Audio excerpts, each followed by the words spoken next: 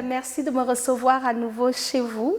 Je suis FIFA Marie-Thérèse du ministère Lyon Unis en Christ et je nous apporte notre émission La femme éveillée.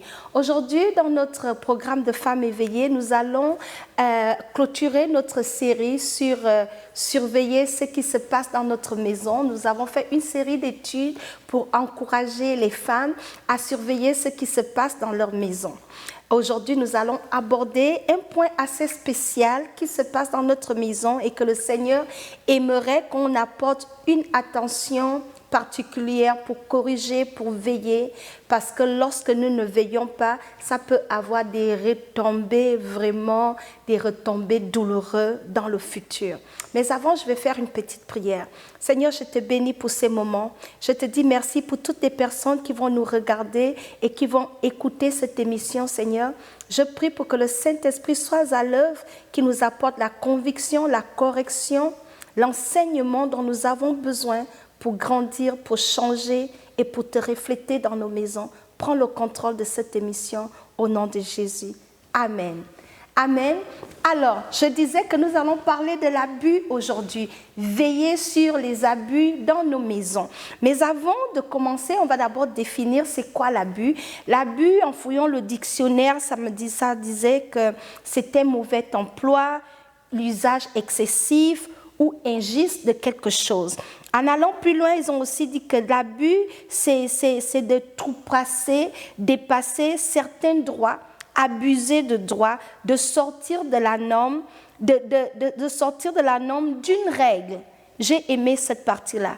De sortir de la norme d'une règle. Dépasser les limites. Pourquoi j'aime cette partie de sortir de la norme d'une règle? On va parler des abus ici et sortir de la norme d'une règle. C'est là où ça devient abus. Restez avec moi sur cette définition-là. Comment est-ce que l'abus se manifeste? L'abus se manifeste à différents niveaux. Il y a l'abus physique, où les parents abusent physiquement de leurs enfants, c'est-à-dire en leur corrigeant de manière très excessive, en les battant, en faisant toutes sortes de choses.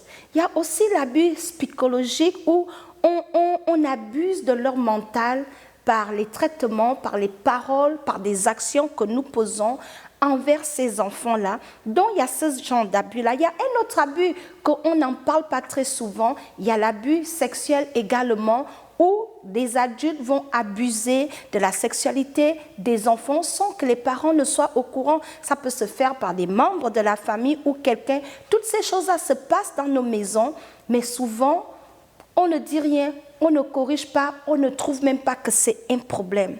Or, à la lumière de la parole de Dieu, nous voyons que c'est un problème. Jésus a dit dans le livre de Marc, si je ne me trompe pas, Marc chapitre 10 au verset 14, il a dit « Laissez venir à moi les petits enfants, car le royaume des cieux les ressemble. » Comment pouvons-nous amener les petits enfants à Jésus si les traitements que nous les infligeons ne reflètent pas Christ, ne leur donnent pas envie d'aller chez Christ? Donc voilà un peu les abus. Donc, on abuse nos enfants physiquement. Je vais donner un exemple. Par exemple, un parent qui veut corriger son enfant. Dans la Bible, le Seigneur nous encourage à corriger nos enfants. La Bible dit « La folie est attachée au cœur de l'enfant et c'est la verge qui l'en sépare. » Donc la correction, bibliquement parlant, c'est autorisé. Mais la correction qui en vient maintenant à laisser des blessures, faire couler le sang sur ton enfant, à les torturer, à avoir des pratiques maléfiques en corrigeant ton propre enfant que tu aimes, ce n'est pas de Dieu. Donc c'est à ce niveau où ça devient abus, où on sort des normes, où Dieu veut qu'on corrige nos enfants pour les amener à la raison. Mais lorsqu'on se sert maintenant du fait que Dieu a dit corriger nos enfants, pour maintenant abuser de nos enfants, pour maintenant leur blesser, pour maintenant leur laisser des traces, les marques, des cicatrices, sous prétexte qu'on a corrigé, là nous dépassons les normes. Mais il y a un problème. Certains parents qui pratiquent l'abus, ce qui est vrai, en faisant des recherches, j'ai découvert que certains parents qui pratiquent des abus, c'est parce qu'ils sortent eux-mêmes d'un environnement où ils ont été abusés. Peut-être le système de correction que leurs parents avaient, c'était d'abuser d'eux physiquement, fait que lorsqu'ils deviennent adultes, ils n'ont pas une autre formule parce qu'on ne peut pas donner ce qu'on n'a pas. On nous a corrigés dans des abus, on se met à abuser de nos enfants. Or, nous ne devons pas nous inspirer seulement du modèle de nos parents. Nous devons balancer les choses en nous inspirant du modèle de Christ. C'est lui le modèle par excellence qui doit nous aider à corriger, à reprendre nos enfants. Comment est-ce que Dieu nous corrige? Comment est-ce qu'il nous reprend lorsque nous désobéissons? Et on a dit, tel Christ est, tel nous devons être. Donc vous voyez que le système d'abus fréquent dans les maisons, ça amène peut-être la reproduction du bagage de la maison où tu as été élevé. Ça peut être soit la mère, soit le père. Si la mère a grandi d'une famille où elle a vécu des abus excessifs, elle aura tendance à abuser de ses enfants. Mais il y a une solution. Il faut remettre le système de pensée, l'ancien, ce qu'on a reçu, entre les mains de Dieu et recevoir ce qu'il y a du nouveau. C'est un moyen pour essayer de se décharger de ces abus-là. Certains parents abusent aussi de leurs enfants parce qu'ils sont frustrés. Ils vont décharger leur frustration sur leurs enfants et traitent des enfants injustement. Ça, c'est l'exemple de l'abus physique, mais il y a l'abus par le langage, la parole. Tu vas abuser de ton enfant en lui disant tout ce qu'il y a de négatif. Tu ne vas rien foutre, tu es bête, tu es ceci, tu n'écoutes pas, tu es têtu, tu es sorcier, tu es un enfant maudit, tu ne vas pas t'en sortir. Et toutes ces paroles-là, l'enfant emmagasine ça. Et ça affecte sa vie. En grandissant, qu'est-ce qu'il sera? Il sera exactement le résultat de toutes ces paroles, de cet environnement qui va voler en lui son enfance, son identité. Donc vous voyez que les abus ont vraiment un sens vicieux. Les abus ne viennent pas de Dieu parce que ça détruit l'identité, la nature de Dieu en nous et dans la vie de nos enfants. C'est pour cela que nous devons bien comprendre c'est quoi les abus. Maintenant, pourquoi est-ce que nous devons veiller sur les abus? Je vais vous dire pourquoi. La Bible dit dans le livre, je pense c'est Éphésiens chapitre 6 au verset 4, la Bible dit « Parents, n'irritez pas vos enfants ». C'est un verset que tous les parents connaissent très bien parce qu'on utilise ce verset. « Enfants, obéissez à vos parents ». Là, on applique. Mais nous oublions toujours la petite partie où le Seigneur dit « Parents, n'irritez pas vos enfants ». C'est irriter les enfants lorsqu'on essaie de leur demander l'impossible, lorsqu'on manque de leur comprendre, lorsqu'on essaie de leur imposer des choses que nous-mêmes, on n'est même pas capable de faire, lorsqu'on essaie d'attendre d'eux quelque chose qui n'est pas dans leur habilité, lorsqu'on est trop exigeant, lorsqu'on est trop rigoureux. C'est bien d'être strict, mais le Seigneur étant un Dieu strict, il est amour. Il ne faut pas que notre niveau de rigueur enlève l'amour, parce que le Seigneur aimerait que nous corrigeons nos enfants dans l'amour, que nous les enseignons dans l'amour.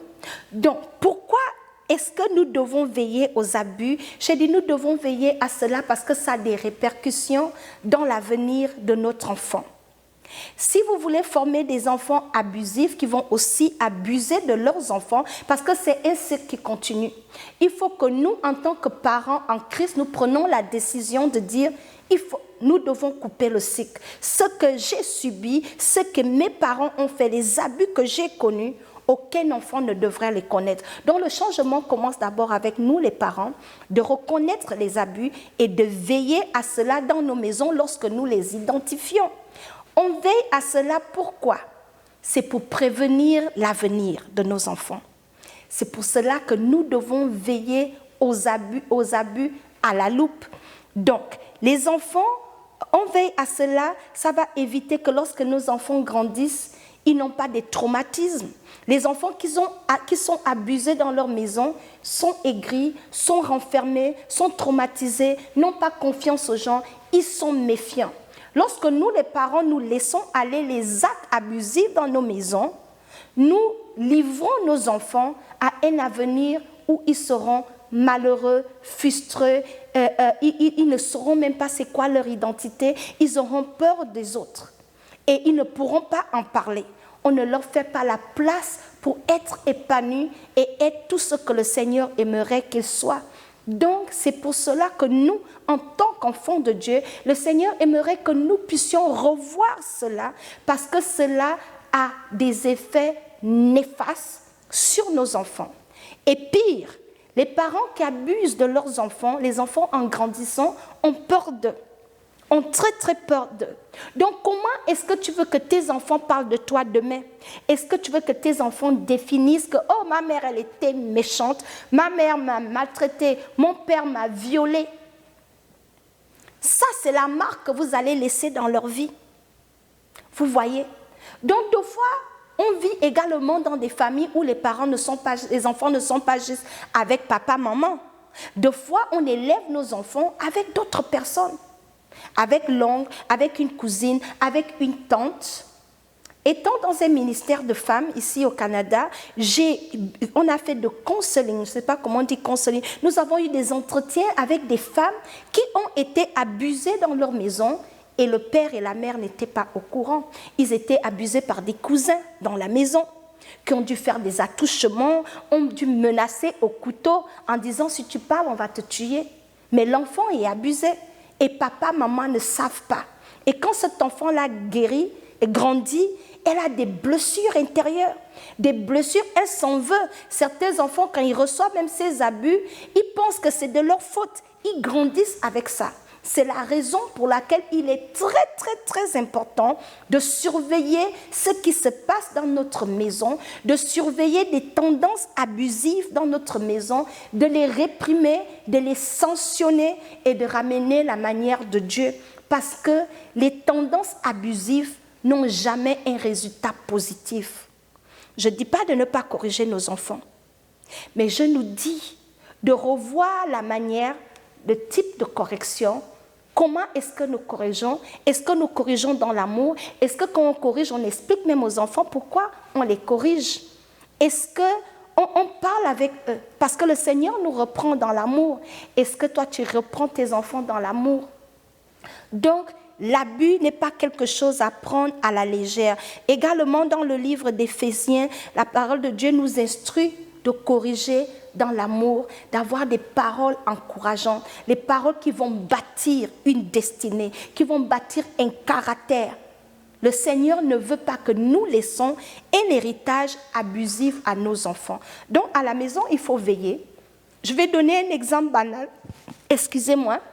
L'exemple banal que j'ai, si vous avez des filles et des garçons dans la maison, ne laisse pas ta petite fille dormir avec des grands frères qui sont adolescents.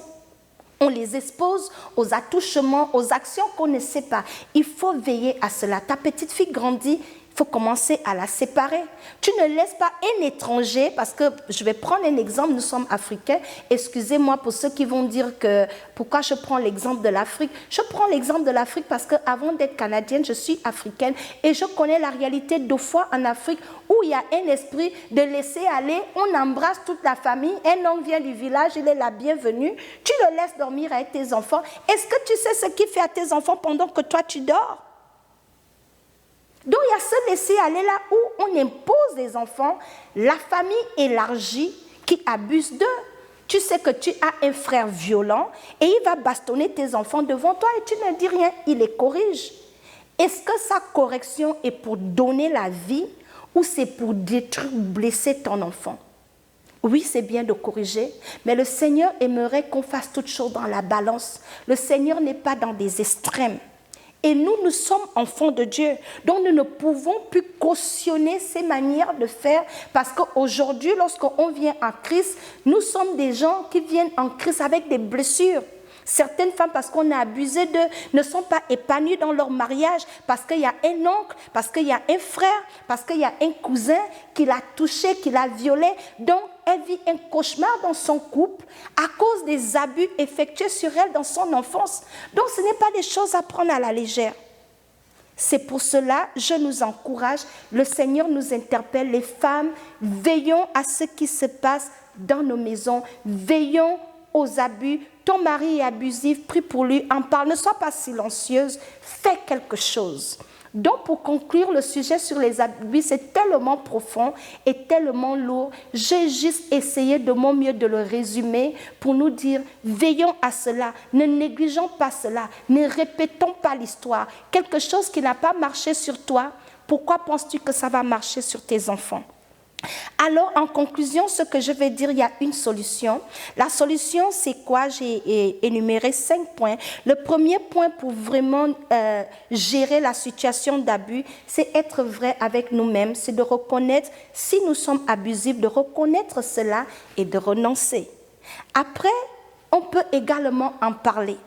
Il faut trouver le temps d'en parler. Ensuite, on peut se faire aider. Aller chercher de l'aide. Aller chercher quelqu'un qui peut t'aider. Comment tu peux régler ça? Peut-être l'abus que tu exerces sur tes enfants, ça n'a rien à voir avec tes enfants. Peut-être c'est une blessure interne. Peut-être c'est juste une réaction à quelque chose que tu as vécu. Alors, on peut se faire aider.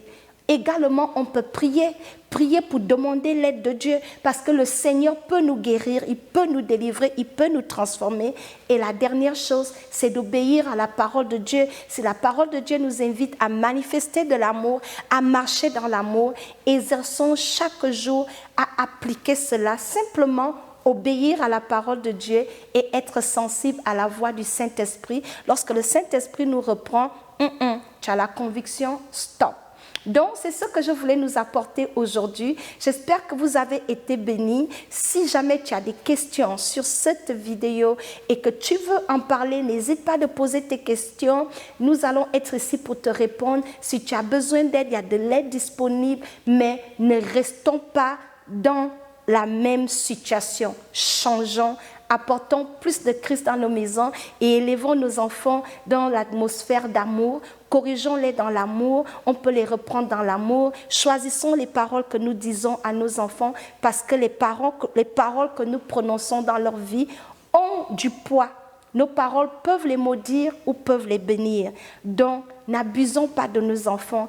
Aimons-les comme le Seigneur Jésus-Christ lui-même nous aime. Si tu as aimé cette vidéo, s'il te plaît, n'hésite pas. Mets-nous un like, abonne-toi à notre chaîne pour une autre émission, pose ton commentaire et donc voilà, soyez bénis. Shalom à vous toutes. Merci.